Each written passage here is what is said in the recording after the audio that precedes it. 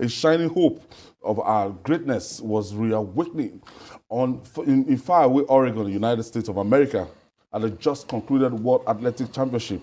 Nigeria's top hurdler, Toby Amusan, shone like a million star. Amusan won the country's first gold medal in the championship. Let's share the moment with you.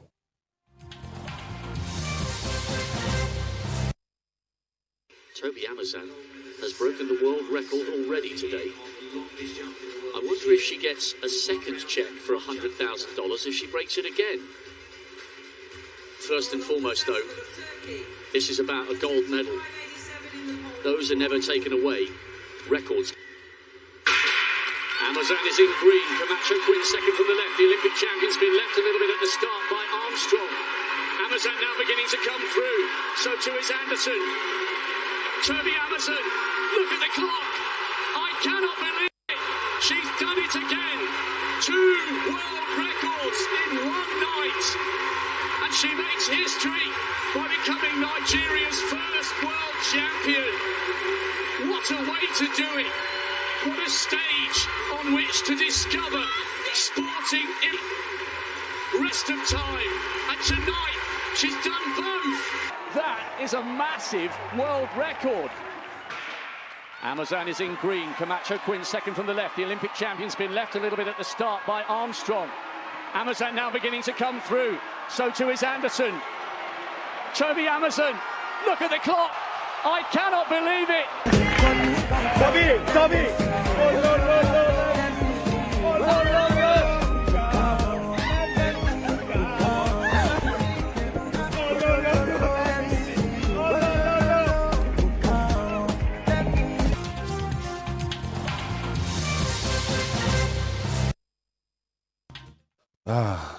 At least this is refreshing. It's in a season of gloom. Oh, something to just something to make us extremely happy. That particular clip, I saw it this morning and I watched it over and over again. I saw the way she won that 100 meters hurdle, and I looked at it and I remember Usain Bolt when he won in that World Athletic Championship when he did 9.64 at that time, and I over and over again it took this woman consistency, a lot of things.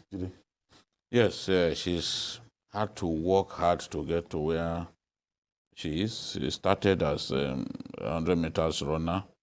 At a point, she was dropped, on the eve of a championship, and somebody advised her to move to hurdling. And that's what she's done.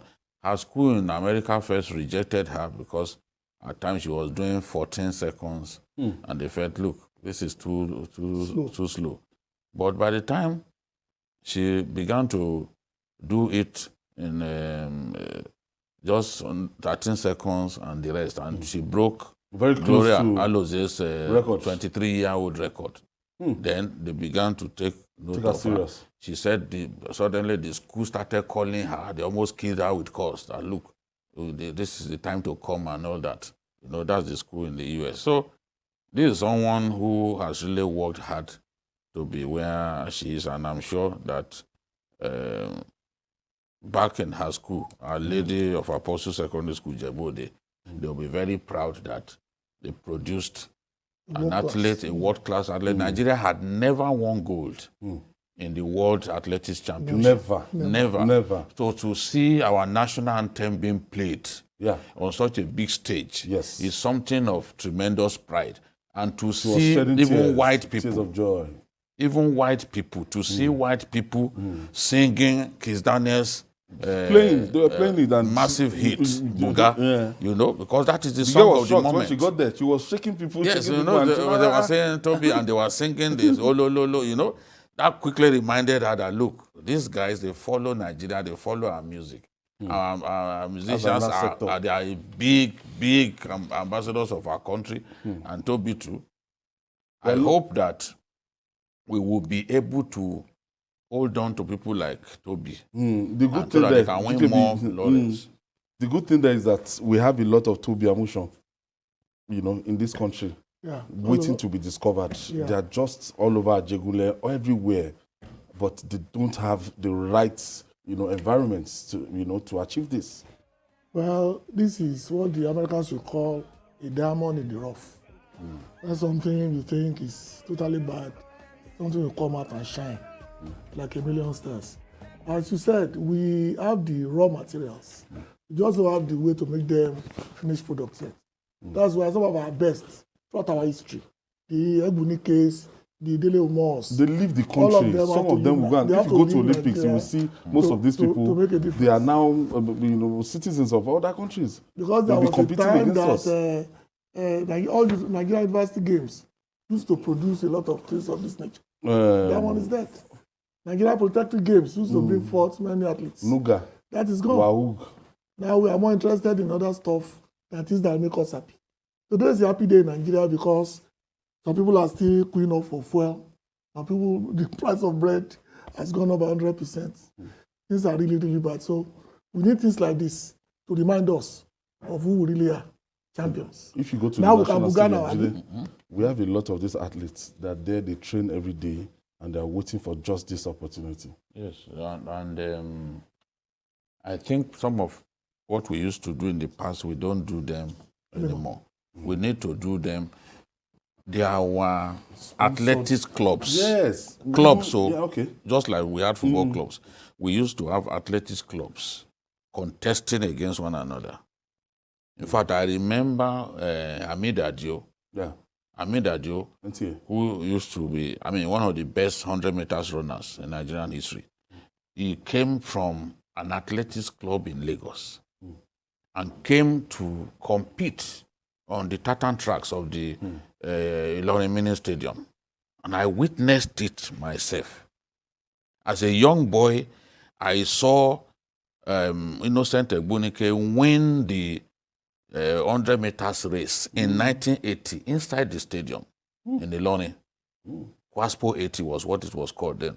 The whole secondary schools, they came to compete, in Kwara.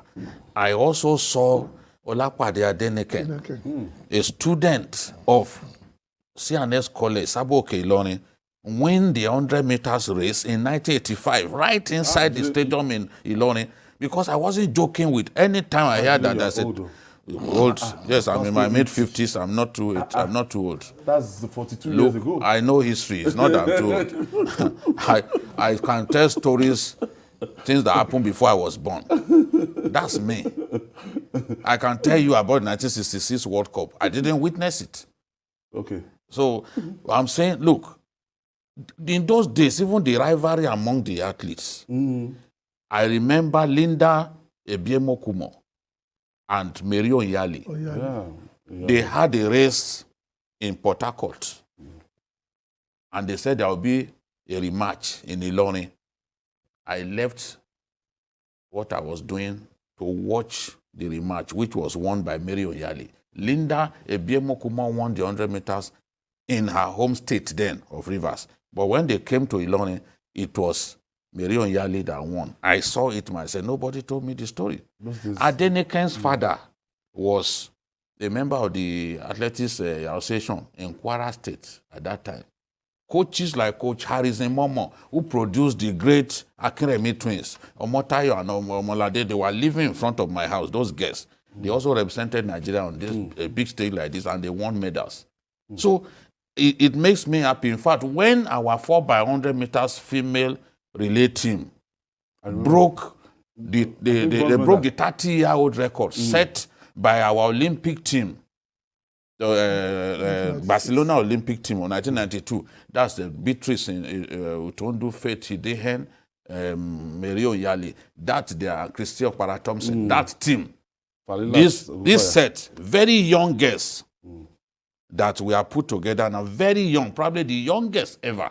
They broke that record. But unfortunately, they came fourth behind Germany. I was really, really pained for them that if you can break a 30-year-old African record, you deserve a medal. As a follow-up to what Jide just said, we had mobile track and field. They had events they used to have every other year that time. But they no longer do mobile. I'm telling you, that's where you... The Nigerian system has collapsed, of course.